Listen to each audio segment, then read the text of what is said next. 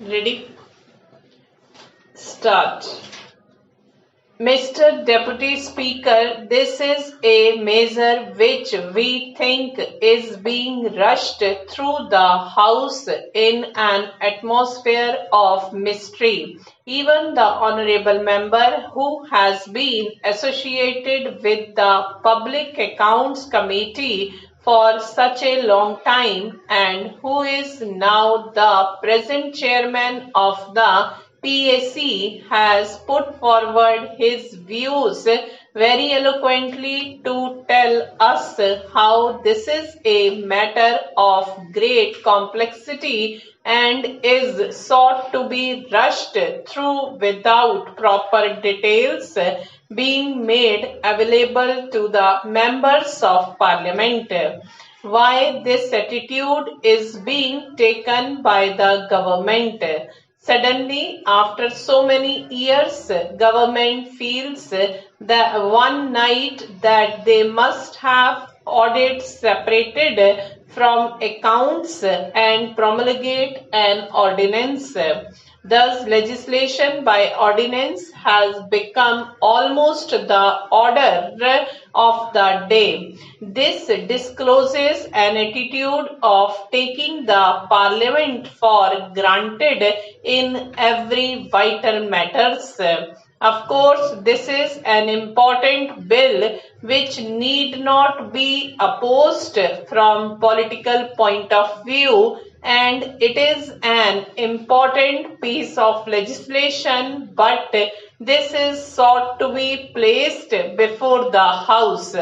They think they can pass any legislation they like so long as the present composition continues and they need not take parliament into confidence. This is our basic charge. We are being asked to give our thoughts to a piece of legislation which requires very thorough study. The minister may be happy with the bureaucratic advice he receives. They do not realize what its full implications are. They are quite satisfied with the bureaucratic advice they get.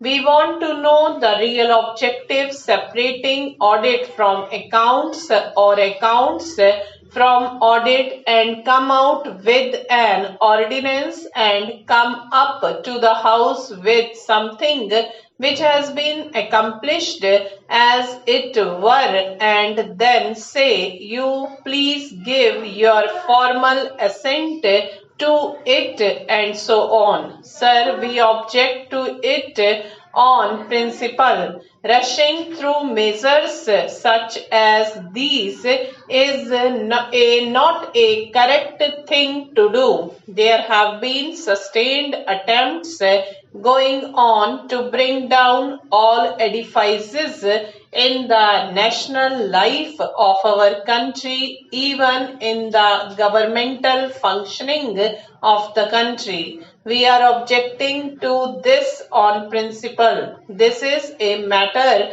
which should have been conceived on proper considerations. Parliament should have been taken into confidence in much greater detail about its full implications, being the highest body as such. Of course, this is a technical matter and I do not feel much competent to speak on the implications of it or how it will ultimately affect us, because what we find is even much more competent people of the category of CAG etc. have not been able to be unanimous on this point. There have been so many views offered. There was reference made to the recommendations of the PAC. So many riders were there. The estimate committee had given certain recommendations. There are the recommendations of the ARC. The recommendations are subject to so many riders, so many conditions. All these things should have gone into in depth, and if they had not made up their minds so far, what suddenly happened just now? Why should they pass an ordinance on the 29th of February? Why cannot they wait for 7 days for the House to reassemble? They just come to this House with this attitude which cannot be appreciated. In the statement of objects and reasons, they have stated the circumstances necessitating legislation by ordinance. It appears that they have made up their mind to do it with effect from 1st April to complete the exercise before that date. Without taking the view of the legislature, the executive has come to a decision, and they have stated as it were implementing the decision. To start with, they want to do it in connection with 3 ministries. The present accounting system applicable to most ministries and departments is essentially external to financial management functions, where the payments are made by the treasuries and accounts are compiled by the audit and accounts offices under the control of the Comptroller and Auditor General on the basis of initial and subsidiary accounts received by them from the treasuries. This system worked fairly well when governmental business was limited. With the increase in the volume and variety of governmental outlays, the system has proved inadequate to the administration's stakes, and separation of accounts from audit had to be thought of. There are doubts in our minds which have been very valid, if I may say so, expressed by my friend who has studied the matter in greater details.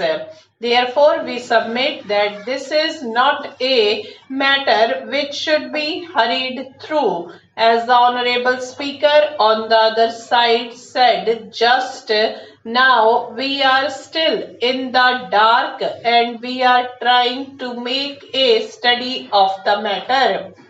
He says maybe the management control will be good, but we must know about the task forces whose reports are not available. Stop.